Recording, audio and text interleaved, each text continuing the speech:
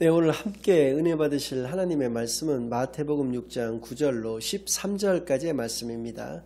신약 8쪽에 있는 마태복음 6장 9절로 13절까지의 말씀 제가 봉독해 올려드리겠습니다. 그러므로 너희는 이렇게 기도하라. 하늘에 계신 우리 아버지여, 이름이 거룩히 여김을 받으시오며 나라가 임하시오며 뜻이 하늘에서 이루어진 것 같이 땅에서도 이루어지이다. 오늘 우리에게 일용할 양식을 주시옵고 우리가 우리에게 죄 지은 자를 사하여 준 것 같이 우리 죄를 사하여 주시옵고 우리를 시험에 들게 하지 마시옵고 다만 악에서 구하시옵소서. 나라와 권세와 영광이 아버지께 영원히 있사옵나이다. 아멘. 하나님 아버지 감사드립니다. 오늘도 귀한 주일로 교회로 예배로 인도하여 주신 은혜를 진정으로 감사드립니다. 저희들이 지었던 모든 죄악들 예수 그리스도의 십자가 아래에 다 내려놓고 이 시간은 오직 하나님께만 영광 올려드리는 귀한 은혜의 시간으로만 인도하여 주시옵소서. 모든 것을 감사드리오며 예수 그리스도의 이름으로 기도드리옵나이다. 아멘. 네, 오늘은 주기도문이라고 하는 제목을 가지고 오늘 본문 말씀을 중심으로 하나님의 말씀을 증거하겠습니다. 마태복음 5장부터 7장까지 이 3개의 장을 흔히 산상수훈이라고 이야기를 합니다. 산상수훈이라고 하는 말은 산 위에서 예수님께서 직접 우리들에게 전해주신 교훈의 말씀을 의미하는데요. 얼마나 중요하고 얼마나 소중한 말씀들이냐면 이 짧은 3개의 장을 가지고 일평생을 연구하고 공부하고 말씀을 증거하는 그러한 신학자 목사님들이 다수 계시다라고 하는 것입니다. 한 단락, 한 문장, 한 단어들이 얼마나 중요하고 소중한 것인가를 알 수 있게 합니다. 우리가 흔히 알고 있는 말씀들도 너무나 많습니다. 예컨대 심령이 가난한 자는 복이 있나니 천국이 그들의 것이며로 시작되는 팔복 역시 굉장히 중요한 말씀이고요. 또 교회와 세상의 빛과 소금의 사명을 가지고 있다라고 말씀해 주신 그러한 대목, 또 너희가 남에게 대접받고자 하는 대로 남을 먼저 대접하라고 말씀하신 그 일명 황금률이라고 말씀하신 그 말씀들 모두가 다 정말 우리의 신앙생활과 일상생활 속에서 금과 옥조로 삼아야 될 중요한 말씀들인 것은 분명하지만 이 주기도문만이 제가 볼 때는 가장 중요하고 가장 소중하다라고 일컬을 수 있는 것은 하나님이신 예수님께서 직접 가르쳐 주신 기도라고 하는 차원에서 그렇다는 것입니다. 기도기 때문에 그렇다는 것입니다. 기도의 중요성은 작게는 몇십 가지에서부터 많게는 수백, 수천 가지가 있을 수 있겠으나 저는 시간 관계상 두 가지만 좀 말씀을 드린다면 첫 번째는 우리의 인생이 변화가 된다는 것입니다. 하나님께 올바른 기도를 올려드렸을 때 우리의 인생이 변화되어진다. 180도로 변화된다는 것입니다. 세상 말로는 운명이 바뀐다는 것입니다. 출애굽기 32장 11에서 13절까지의 말씀 속에는 모세의 기도가 나오고 있는데요. 우상숭배의 죄악으로 인해서 하나님의 진노를 사게 된 이스라엘 백성들을 하나님께서 진멸하시고자 하는 그러한 맹렬한 화를 가지셨을 때 모세는 이스라엘 백성들을 위해서가 아니라 하나님의 명예를 위해서 그러시지 말 것을 기도하고 있습니다. 즉 지금 이스라엘 백성들은 하나님의 백성이라고 모든 이방 나라와 이방 민족들이 알고 있는데 이 이스라엘 백성들을 광야로 데리고 나오셔서 이곳에서 이들을 진멸하시게 된다면 하나님의 그 명예가 어떻게 되시겠느냐라고 하면서 모세가 만류하였을 때 14절 말씀을 보니까 하나님께서 그 뜻을 돌이키셔서 이스라엘 백성들을 진멸하시지 아니하는 그런 장면이 나오고 있습니다. 그러니까 모세는 그런 기도가 아니었지만 결국에는 이스라엘 백성의 멸망을 막는 기도가 되어졌다는 것이죠. 그래서 이스라엘 백성들의 운명을 바꾼 기도는 바로 모세의 기도였다라는 것이죠. 또 성경에는 남유다의 히스기야 왕이라고 등장을 하는데요. 그가 병에 걸려 죽게 되었을 때 정말 진솔하고 또 온전한 기도를 하나님께 올려드림으로 말미암아서 하나님으로부터 15년간의 생명을 연장받는 장면이 등장하고 있습니다. 히스기야 왕의 운명도 바뀌게 되었던 것이죠. 이렇듯 하나님께 올려드리는 올바른 기도는 우리의 운명을, 우리의 인생을 변화시킨다라고 하는 것을 알 수 있는 것이고요. 또 기도의 중요성 그 두 번째는 하나님과 나와의 올바른 관계를 정립할 수 있다는 것입니다. 그래서입니다. 이 기도의 올바른 모범을 우리들에게 제시를 하여 주심으로 말미암아서 우리가 하나님께 어떻게 기도를 드려야지 하나님과의 올바른 관계가 정립이 되어지는지에 대해서 분명히 말씀을 해 주신 것입니다. 요 바로 앞부분에 나오는 두 가지 기도의 잘못된 예가 나오는데요. 하나는 바리새인의 기도고 하나는 이방인의 기도입니다. 바리새인은 유대인을 대표하는 것이기 때문에요. 유대인 즉 하나님의 백성들의 기도라고 할 수 있고요. 또 이방인은 하나님을 선민은 아니지만 하나님을 믿고 있는 다른 민족들의 기도라고 하는 얘기인데요. 두 가지의 모습입니다. 바리새인 기도는 외식하는 기도다라고 말씀하고 계십니다. 외식은 연기한다는 것을 의미하는 것이죠. 그러니까 하나님께 올려드려야 되는 기도가 아니라 바리새인들의 기도는 남을 의식하는 기도였다라는 것입니다. 이방인의 기도는 중언부언하는 기도였다라는 것이죠. 중얼중얼 주문을 외운다든지 아니면 쓸데없는 소리들을 한다든지 한 말 또 하고 또 하고 한다든지 하는 식의 그러한 말들, 그런 것들이 이제 중언부언이라고 할 수 있는데, 즉 자기 암시적 기도를 한다라는 것입니다. 그러니까 이 두 가지 공통점이 뭐냐면 사람을 의식해서 하는, 사람에 대한 기도다라고 하는 것이죠. 기도는 앞서서 말씀드린 바와 같이 하나님과 나와의 올바른 대화인 것입니다.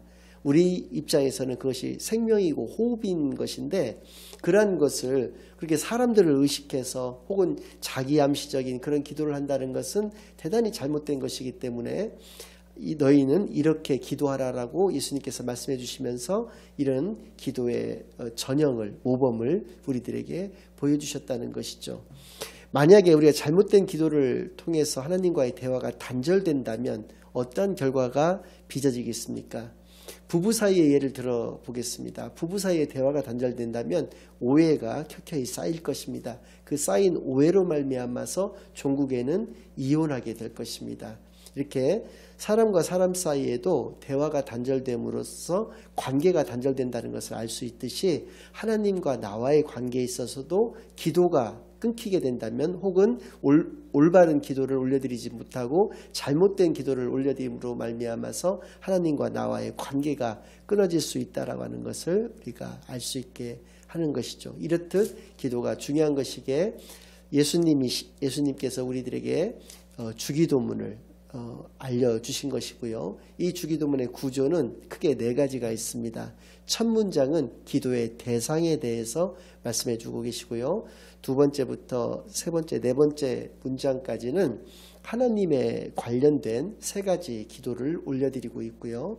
다섯 번째, 여섯 번째, 일곱 번째까지는 사람과 사람 사이의 관계에 관련된 세 가지 기도를 말씀해 주고 계십니다. 마지막으로 여덟 번째 문장은 맺은 말이 되겠고요. 이렇게 네 부분의 구조로 이루어져 있는데, 오늘은 첫 번째와 두 번째 문장까지만 말씀을 드리고 세 번째부터 여덟 번째 문장까지는 다음 주일날 여러분들에게 설교 말씀을 올려드리는 것으로 그렇게 하겠습니다. 먼저 첫 번째 문장, 기도의 대상인데요. 하늘에 계신 우리 아버지여입니다. 우리 아버지, 하나님이 우리 아버지가 되신다는 것이고요. 그 우리 아버지를 수식하는 것이 하늘에 계시다라고 하는 말씀인 건데요. 여기에는 여러 가지 의미들이 있습니다. 먼저 하늘에 계신 우리 아버지이기 때문에 육신의 아버지와는 다르다는 것입니다. 육신의 아버지는 술을 먹고 들어와서 자신의 아내와 자신의 자식들을 두드려 팰 수도 있습니다. 밖에서 받은 어떤 스트레스를 가지고 안에서 그렇게 못난 행동을 보일 수가 있다라고 하는 것이죠. 그러나 하나님 아버지는 절대 그러신 분이 아니라는 것입니다. 일반 은총으로서의 하나님 아버지, 특별 은총으로서의 하나님 아버지라고 하는 개념이 있는데요. 이걸 흔히 이중 구원이다 이렇게 얘기를 합니다. 일반 은총으로서의 하나님 아버지라고 하는 의미는 어떤 의미냐면 하나님께서는 세상 모든 만물을 창조하셨고 내 자신도 하나님께서 창조하셨다는 것입니다. 그러니까 모든 인간을, 모든 인류를 다 하나님께서 직접 창조하셨다라고 하는 창조주 하나님으로서의 의미가 일반 은총으로서의 하나님 아버지다라는 의미를 가지고 있고요. 그런데 이 인간들이 하나님께서 율법도 주시고 많은 기다림과 같은 은혜를 우리에게 주셨지만 우리 인간들이 스스로의 힘을 가지고 하나님께로 나아올 수 있는 그런 모습을 갖지를 못했기 때문에 하나님이신 예수님께서 이 땅에 육신으로 오셔서 우리의 죄 때문에 십자가에서 달려 죽으시고 그것을 우리가 믿기만 하면 우리를 구원하여 주신다는 것은 특별 은총으로서의 하나님 아버지, 즉 구원주로서의 하나님이시다라고 하는 것을 우리에게 분명히 알게 하여 주시는 것입니다. 그래서 이 두 가지를 일반 은총으로서의 또 특별 은총으로서의 하나님 아버지를 이중 구원이다라고 이야기를 합니다마는 이런 의미를 가지고 있는 것이 하늘에 계신 우리 아버지여에 담겨 있는 의미가 되는 것입니다. 두 번째로는 이 하나님 아버지라고 하는 이 하나님을 아버지로 부를 수 있는 이 호칭, 이것을 최초로 사용하신 분은 구약 시대에는 없었습니다. 아무도 하나님을 아버지라고 부를 수가 없었는데요. 오직 예수님만이 하나님을 아버지라고 호칭하셨습니다. 그리고 우리들에게도 그렇게 하나님을 아버지라고 부르라고 말씀하여 주셨다는 것입니다. 즉 우리가 기도를 올려드리는 대상은 내가 하나님의 자녀로서 하나님께 기도를 올려드리라고 말씀을 해 주셨다는 것입니다. 이것이 바로 우리의 기도의 자세가 되어야 한다는 것입니다. 구약시대에 하나님을 불렀던 호칭들은 수백 가지도 넘습니다. 여호와 니시, 여호와 삼마 등등 수백 가지가 넘는데 그 중에서 대표적인 것 세 가지가 뭐였냐면 여호와라고 하는 말씀이었습니다. 모세가 하나님께 여쭤봤죠. 하나님을 어떻게 우리가 불러야 되느냐. 그렇게 물었을 때 하나님께서 나는 야훼다, 여호와다 이렇게 말씀해 주셨어요. 그것은 스스로 있는 자다, 스스로 존재하는 자다라고 하는 의미입니다. 영어로는 I am who I am, 나는 나다라고 하는 의미인데요. 그렇습니다. 하나님을 이렇게밖에는 말씀하실 수가 없었겠죠. 왜냐하면 우리들은 모두가 다 피조물이라서 이름이 있지만 하나님께서는 창조주시기 때문에 이름이 있으실 수가 없는 것이죠. 그래서 하나님께서는 나는 스스로 존재하는 자다 이렇게 말씀하실 수밖에 없었기 때문에 하나님을 믿는 백성들은 하나님의 이름을 여호와라고 부르는 것조차도 불경스럽다고 생각해서 그 이름조차도 감히 부를 수가 없었다는 것입니다. 그러니까 하물며 그 하나님이신 여호와를 아버지라고 부를 수는 더더욱이 없었다는 것이고요. 그래서 그들은 하나님이라고 불렀는데 그것은 하나님이라는 말은 원래는 엘 혹은 엘욘이라고 하는 말이 있는데요. 이거의 복수형이 엘로힘이라고 하는 말입니다. 그래서 그들은 엘로힘이라고 하나님을 부르게 되었는데요. 그것은 성경상에는 삼위일체라고 하는 단어가 하나도 등장하지 않지만 곳곳에 우리라든지 하나님을 지칭하시면서 우리라든지 이런 여러 가지 표현들을 통해서 삼위일체의 하나님이라는 걸 우리가 알 수 있게 하시는데요. 즉 우리가 아는 바와 같이 성부 하나님, 성자 하나님, 성령 하나님 이 삼위에 하나님께서 일체로 계신다라고 하는 의미가 삼일체 하나님인데 그런 관점에서의 그 호칭이 바로 엘로힘 하나님이라고 하는 호칭이었다는 것이죠. 그래서 그들은 주로 하나님이라고 하는 말을 사용하게 되었는데요. 이 말조차도 그들은 쓰기가 부담스러웠기 때문에 아도나이라고 하는 말을 썼는데 이것은 주님이라고 하는 의미를 가지고 있습니다. 그러니까 하나님과 우리의 관계가 주인과 종의 관계다라고 하는 의미로서 사용되어진 것이지 이것이 아버지와 자녀로서의 어떤 그런 관계를 의미하는 그러한 말씀은 아니었다는 것입니다. 이런 식으로 그들은 구약의 백성들은 살아왔다는 것이죠. 근데 예수님께서 이 땅에 오셔서 하나님을 아버지라고 부르라고 가르쳐 주신 것이고 기도를 이렇게 하라고 가르쳐 주신 것입니다. 그러니까 우리의 기도의 대상은 하나님이시고 그분은 곧 우리의 아버지가 되신다라는 의미가 하늘에 계신 우리 아버지여에 담겨있는 의미가 되는 것이고요. 그 다음 문장은 바로 이 말씀인데요. 이름이 거룩히 여김을 받으시오며입니다. 여기서 말하는 이름은 단순한 호칭을 의미하는 것이 아니고요. 전인격적인 호칭을 의미하는 것입니다. 하나님에 관한 전인격적인 호칭, 그것이 바로 그 이름에 담겨있는 의미가 되는 것인데요.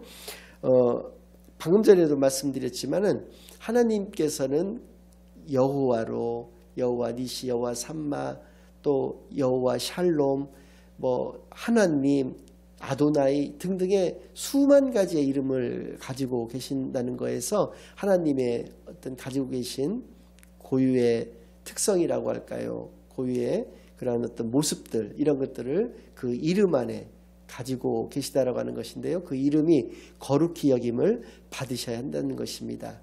거룩하신 분이시기 때문에 거룩히 여김을 받아야 되는 것인데 하나님께서는 불행하게도 거룩하게 여김받지를 못하시고 계시는 것입니다. 왜 그러냐면 하나님께서 세상을 지으시고 그 세상 모든 만물을 정복하고 다스릴 권세를, 그러니까 하나님의 대리자로서의 그 모습을 우리에게 허락하여 주셨습니다. 그런데 우리가 죄로 인해서 우리의 심령이 어두워졌고 결국 사단의 지배를 받게 됨으로 말미암아서 우리가 사단의 자녀로 전락을 해버리고 말았기 때문에 하나님의 이름을 거룩히 여김받게 하지 못했다라고 하는 것입니다.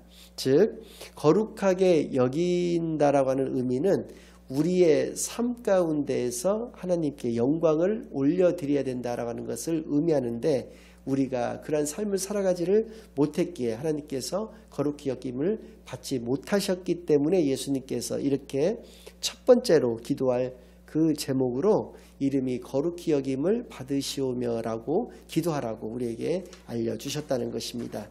이 이름이 거룩히 여김을 받으시는 방법이 그러면 무엇이 있겠느냐? 이것도 역시 수만 가지가 있습니다. 그러나 저는 6가지만을 오늘 말씀을 드리고자 하는데요. 첫 번째로는 예배를 통하여 하나님께서는 거룩히 여김 받으실 수 있다라는 것이죠.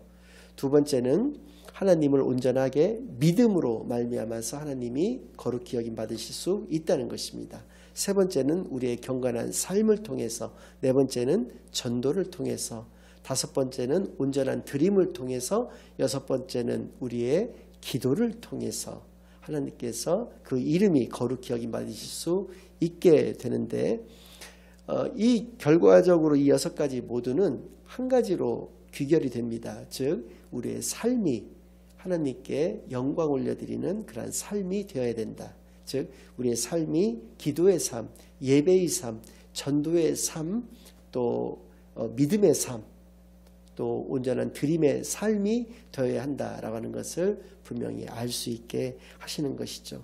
그래서입니다. 잘못된 기도의 예가 여러 가지들이 있을 수 있는데요. 먼저 첫 번째로 우리의 소원을 위한 기도를 하나님께 아뢰는 경우가 있는데요. 그것을 드리지 말라는 것은 아니지만 그 기도에 앞서서 먼저 선결되어야 될 기도는 회개의 기도입니다.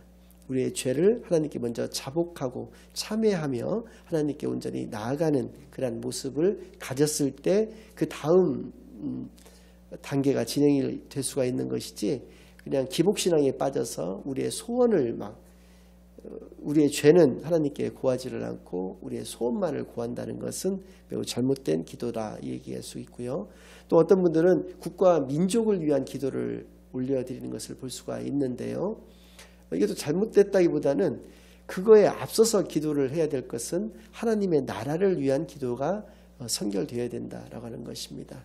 또한 교회의 부흥을 위한 기도도 많이들 하시죠. 그런데 내 자신의 심령의 부흥을 위한 기도가 먼저 있어야 된다는 것이죠. 이러한 것들은 모두가 하나님의 영광만을 위해서 우리가 올려드려야 된다라고 하는 그런 관점에서 그렇다라고 하는 것을 분명히 알 수 있게 하시는 그런 내용이 되겠습니다.